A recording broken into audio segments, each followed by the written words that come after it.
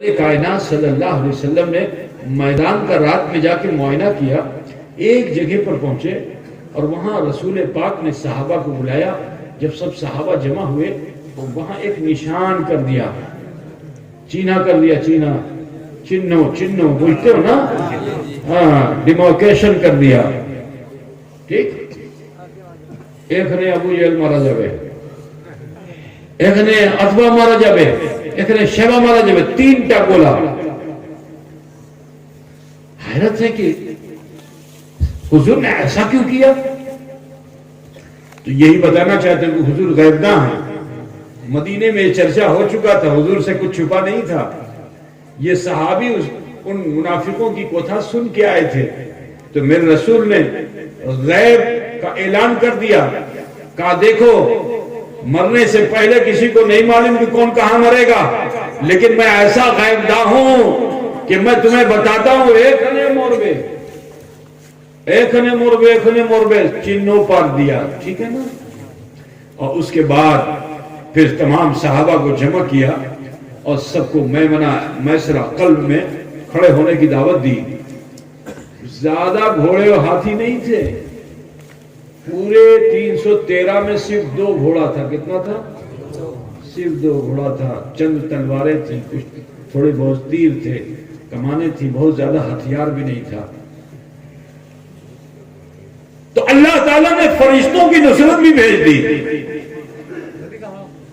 فرشتوں کی نصرت دی، فرشتے آ گئے میدان جنگ میں۔ حضور نے ایک چینہ اور پار دیا،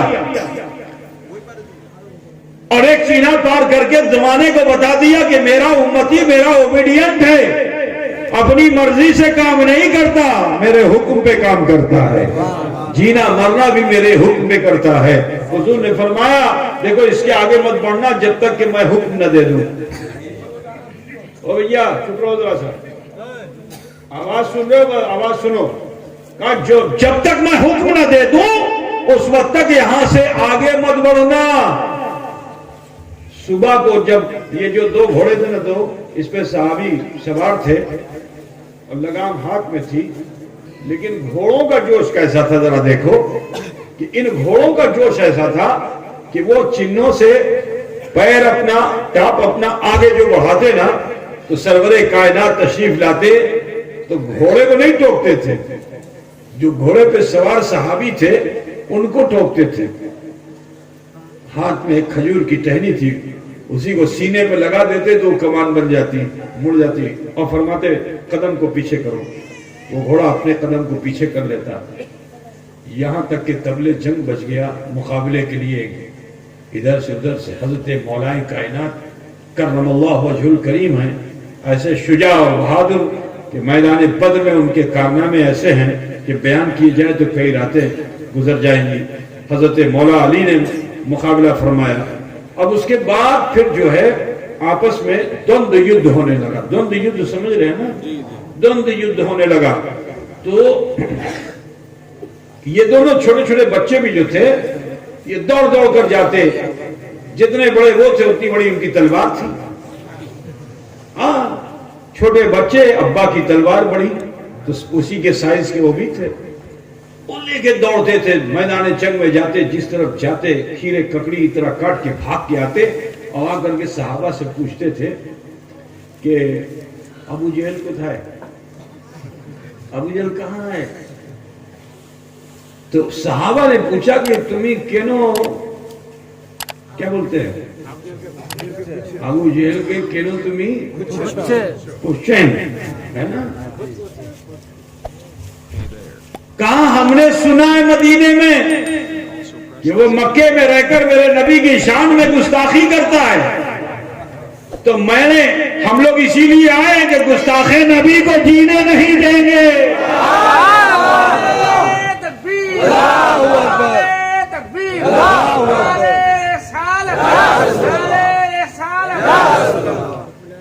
تو ایک صحابی نے دیکھا جو وہ ایک دم موٹا تازہ تلوار بہت اچھی چلا رہا ہے، وہی ہے مجھے اتنا جو دیکھا بچوں نے نا، تو پھر اب اشارے کی بھی ضرورت نہیں، بھاگ کر کے اس کی طرف گئے اور ابو جہل کی پشت پہ پہنچے تھے، چاہتے تو دونوں بچے اپنی تلوار سے اس ابو جہل کو موت کے گھاٹ اتار دیتے، لیکن ان بچوں نے جا کے ابو جہل کو للکارا، کیونکہ اسلام میں دھوکے سے کسی کو قتل کرنا جائز نہیں ہے۔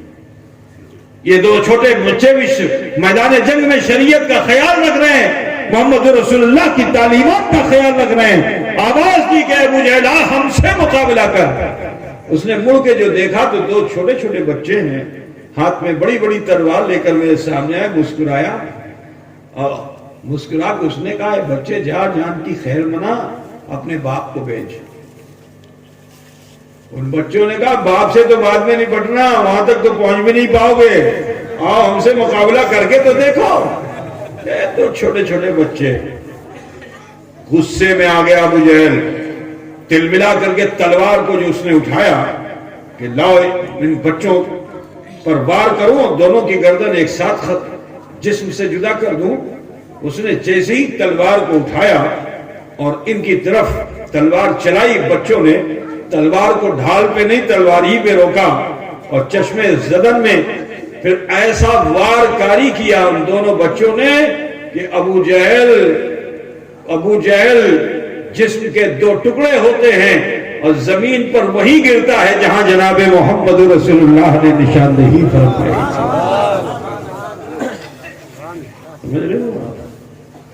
یہ ہے محبت رسول، اٹائے بھالواسا۔ ان دونوں بچوں میں سے ایک تو شہید ہو گئے میدان بدر میں، اور ایک صحابی جن کا نام حضرت معاذ تھا، تو وہ میدان جنگ میں لڑ رہے تھے، کسی کافر نے پیچھے سے آ کے مار دیا، آپ کا یہ ہاتھ کٹ گیا اور یہاں یہ جھولنے لگا، ہاتھ چمڑے سے ہاتھ جھولنے لگا۔ تو ان کی سمجھ میں نہیں آتا تھا، جب تلوار اٹھاویں تو یہ جھولتا ہوا ہاتھ سامنے آ جائے، کافر بچ جائے۔ تو بڑی چنتا میں بڑی فکر، یہ کون سا ہاتھ ہے جو کسی کافر کو بچا دیتا ہے؟ اب جو توجہ کی تو دیکھتے ہیں انہی کا ہاتھ جھول رہا ہے۔ بس جھکے، ہاتھ کو زمین پہ رکھا اور پیر سے دبا دیا اور کھڑے ہو گئے۔ تاریخ اسلام میں اس ننھے مجاہد کا ذکر یہ آتا ہے کہ یہ کندھا سینے کو چھلتا ہوا کمر سے اتر گیا۔ عزیزو، اس حال میں حضرت معاذ جنگ فرما رہے تھے، اور پھر غش کھا گئے تو صحابہ انہیں اٹھا کے حضور کی بارگاہ میں لے آئے، بے ہوش ہو گئے۔ صحابہ لے آئے، حضور کی بارگاہ میں لا کے لٹا دیا۔ حضور نے جو ننھے مجاہد کو دیکھا اس حال میں تو پوچھا کہ معاذ کا ہاتھ کہاں ہے؟ تو لوگا، حضور یا رسول اللہ وہ تو میدان جنگ میں کٹ گیا۔ آقا نے فرمایا جاؤ تلاش کر کے لے آؤ۔ غرض کے صحابہ میدان جنگ میں گئے اور حضرت معاذ کے اس ہاتھ کو اٹھا کر لائے، حضور کی بارگاہ میں پیش کیا۔ اللہ کے رسول صلی اللہ علیہ وسلم نے اپنے اس چاہنے والے کے اس ہاتھ کو کندھے سے لگایا اور لعاب دہن، یہ میرے مصطفیٰ کے لعاب دہن کی تاثیر ہے، پانی میں ڈال دے تو میٹھا ہو جائے اور کٹے ہوئے ہاتھ میں ڈال دے تو مضبوط ہو جائے۔ حضرت معاذ کے کاندھے پر آپ نے اس لعاب دہن کو لگا دیا، لگانا تھا کہ ہاتھ اپنی جگہ پر صحیح و سالم ہو گیا۔ حضرت معاذ فرماتے ہیں، کیونکہ آپ کی عمر کافی طویل ہوئی اور بہت سی جنگوں میں آپ لڑے، فرماتے ہیں کہ پہلے میں دائنے ہاتھ سے ہی جنگ کرتا تھا، بائیں ہاتھ کام میں نہیں لاتا تھا، لیکن جب سے جناب محمد رسول اللہ نے مجھے میرا ہاتھ عنایت فرما دیا ہے تو میں جیسا داہنے سے لوٹا ہوں اس سے بہتر بائیں سے لوٹ دیتا ہوں۔ قُلْ إِن كُنتُمْ تُحِبُّونَ اللَّهَ فَاتَّبِعُونِي يُحْبِبْكُمُ اللَّهُ۔ اے محبوب آپ ارشاد فرما دیجئے، چاہتے ہو کہ اللہ تمہیں محبوب بنا لے، میری پیروی کرو، اللہ تمہیں محبوب بنا لے گا۔ تو عزیزو، آپ سب سے کہنا ہے، حضور کے سچے عاشق بنیے، حضور کے چاہنے والے بنیے، حضور صلی اللہ علیہ وسلم پر شیدا ہو جائیے، نثار ہو جائیے، اور سرکار کی تعلیمات سے اپنے کو جدا مت کیجئے۔ اے عاشقان مصطفیٰ، آپ سب سے کہنا ہے کہ اپنی تہذیب بدلیے، آج ہم کچھ کمزور ہو گئے، بھلواسا میں ہمیں کچھ کمی واقع ہو گئی، کیونکہ دنیا کی طرف ہمارا دھیان زیادہ ہو گیا اور ہم دولت ثروت حاصل کرنے میں لگ گئے تو ہماری توجہ کم ہو گئی ہے۔ اے مسلمانوں، آپ سب سے کہنا ہے کہ اللہ نے دولت دی ہے تو اس کا شکر ادا کرو۔ دولت سے ایمان کمزور نہیں ہوتا، ہاں دولت میں لگ جانے والے کا ایمان ضرور کمزور ہو جاتا ہے، لیکن جو دولت حاصل کر کے راہ خدا میں خرچ کرنے کا جذبہ رکھتا ہے نا تو اس کا ایمان مضبوط ہو جاتا ہے۔ آج اس کی نظیر میں نے یہاں دیکھی کہ آپ کے عشق کا کیسا جذبہ کہ آپ نے ایک سنترے کو بھی جو ہے بڑی قیمتوں سے حاصل کر لیا۔ یہ بڑی نیکی ہے، اس کو ہلکا پھلکا اور مذاق مت جانیے، یہ بڑی نیکی ہے۔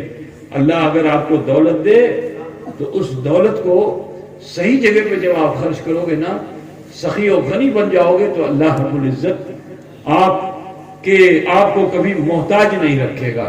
برادران ملت اسلامیہ، آپ سب سے کہنا ہے اپنے کلچر کو بدلیے اور سچے عاشق رسول بنیے، اور جو نبی کا عاشق ہوتا ہے وہ شریعت کو نہیں چھوڑتا ہے۔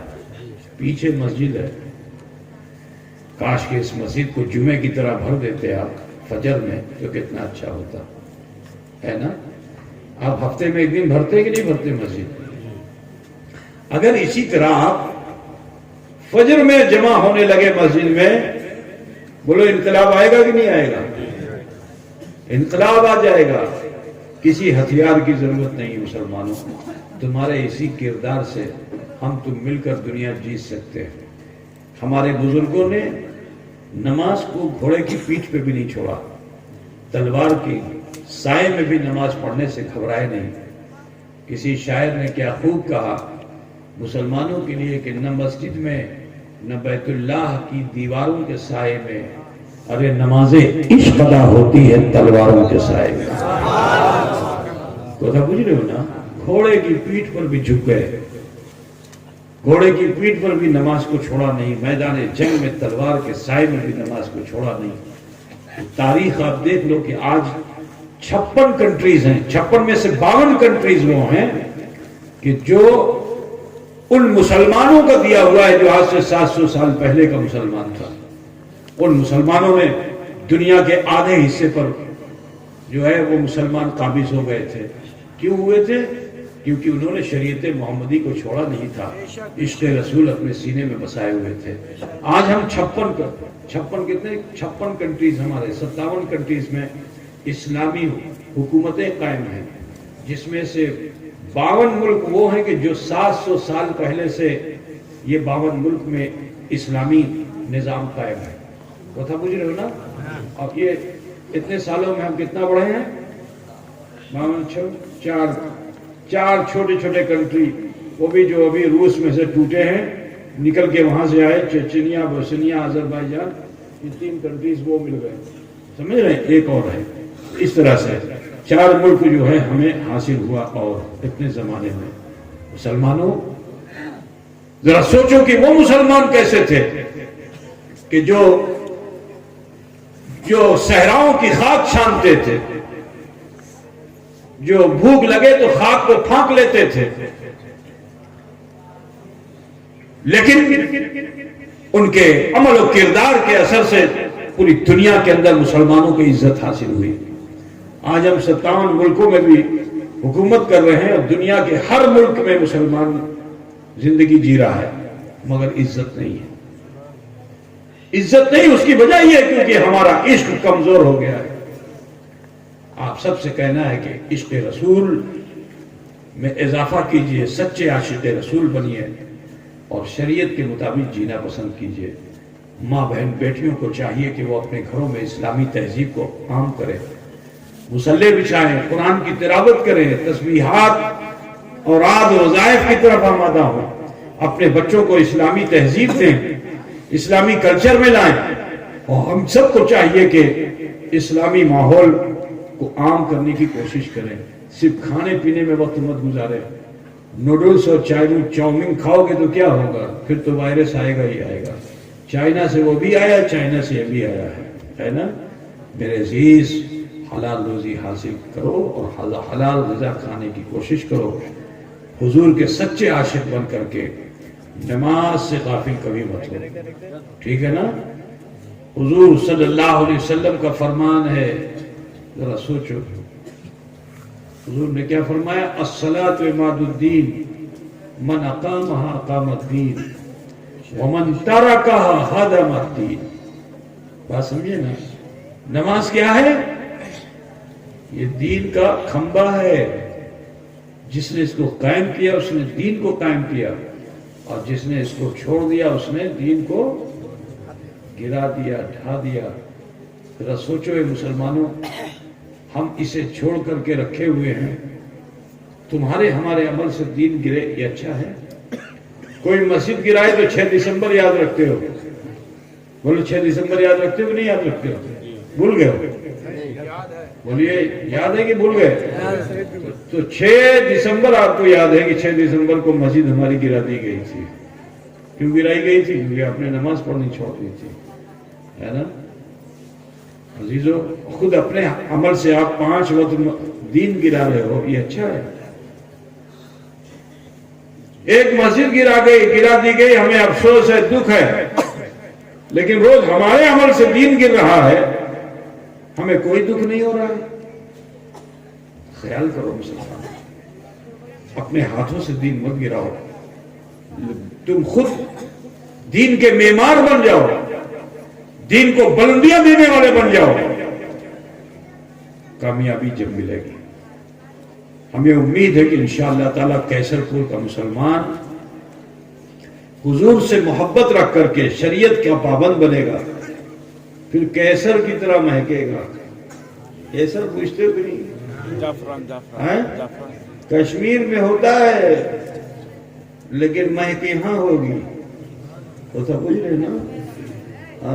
اگر چاہتے ہو کہ خوشبو تمہارے پاس باقی رہے تو ضرورت ہے کہ شریعت کا دامن چھوڑنا نہیں. اپنے گناہ، خطا، عیب کوئی پردہ ڈال کر کے مت رکھو. اللہ سے کوئی چیز چھپی ہوئی نہیں، یہ اس کی رحیمی کریمی ہے کہ اس نے عیب کو چھپا رکھا ہے. تو لہٰذا آپ سب سے کہنا ہے کہ اپنے گناہ و خطا کی معافی اپنے رب سے مانگ لو. انشاءاللہ تعالیٰ اگر پہاڑ کے بوجھ کے برابر بھی گناہ ہوں گے، حضور صلی اللہ علیہ وسلم کے صدقے ہمارے آپ سب کے چھوٹے بڑے گناہوں کو اللہ ضرور معاف فرمائے گا. کیا آپ لوگ چاہتے ہیں کہ گناہ معاف ہو جائیں؟ تو 2 زانوں بیٹھ جائیے جیسے نماز میں بیٹھتے ہیں.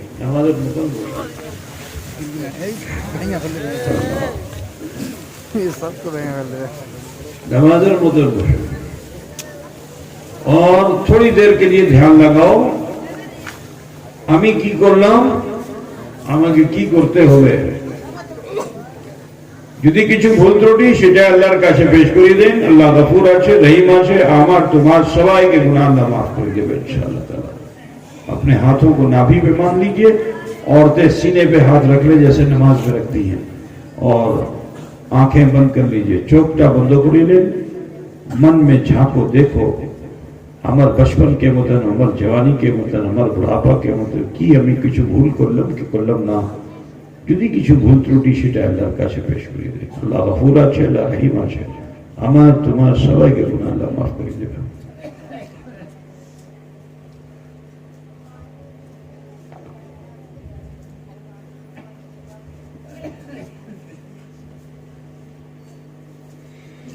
पढ़िए बिस्मिल्लाहिर रहमानिर रहीम, ला इलाहा इल्लल्लाह मुहम्मदुर रसूलुल्लाह, अल्लाह ही माबूद है, मुहम्मदुर रसूलुल्लाह सल्लल्लाहु अलैहि वसल्लम अल्लाह के सच्चे रसूल हैं। अस्तगफिरुल्लाह रब्बी मिन कुल्li ज़ंबिन व अतूबु इलैह। ऐ अल्लाह, तेरी बारगाह में सच्चे दिल से सब छोटे बड़े गुनाहों से हम तौबा करते हैं और हम वसीला चाहते हैं। तेरे महबूब सैयद आलम नूर मुजस्सम अहमद मुश्तबा मोहम्मद मुस्तफ़ा सल्लल्लाहु अलैहि वसल्लम का इस मुख्तसर से वक्त में अल्लाह ताला ने हम सब पे फज़ल फरमाया कि हमने کلمہ شریف پڑھا اور استغفار کیا، یقین جانیے اس وقت ہم اور آپ ایسے ہو چکے ہیں جیسے ماں کے پیٹ سے پیدا ہونے والا بچہ ہوتا ہے۔ ضروری ہے کہ اپنی آنے والی زندگی کو بہتر بنائیے، غلط کاموں سے اپنے آپ کو بچائیے۔ نماز ہی ایک ایسا عمل ہے جس سے ہم برائیوں سے بچ سکتے ہیں، کیونکہ یہ ہمارا کہنا نہیں، اللہ کا فرمان ہے۔ اللہ تعالیٰ ارشاد فرماتا ہے ان الصلاۃ تنہی عن الفحشاء والمنکر، کہ بے شک نماز تمام بے حیائیوں اور برائیوں سے روک دیتی ہے۔ تو لہٰذا آپ سب سے کہنا ہے، سچے عاشق رسول بننے کی سند دلیل یہی ہے کہ ہم اچھے نمازی بن جائیں۔ ٹھیک ہے نا بھائی برے؟ خالی جھنڈا لہرانے سے بھی کچھ ہونے والا نہیں ہے کہ آپ جھنڈا خوب لہرا لو لیکن نمازیں نہیں پڑھو، روزے نہیں رکھو، تو پھر اس سے کام چلنے والا نہیں ہے۔ امید یہ ہے کہ میری سرل یہ باتیں ہو سکتا ہے کہ آپ کو کچھ کڑوی لگ رہی ہوں، لیکن اگر اس کو دوا سمجھ کے آپ نے پی لیا تو آپ کا بہت سا مرض ضرور دور ہو جائے گا۔ دعا کرتا ہوں اللہ کریم ہمیں آپ سب کو عمل خیر کی توفیق رفیق عطا فرمائے۔ وآخر دعوانا ان الحمد للہ۔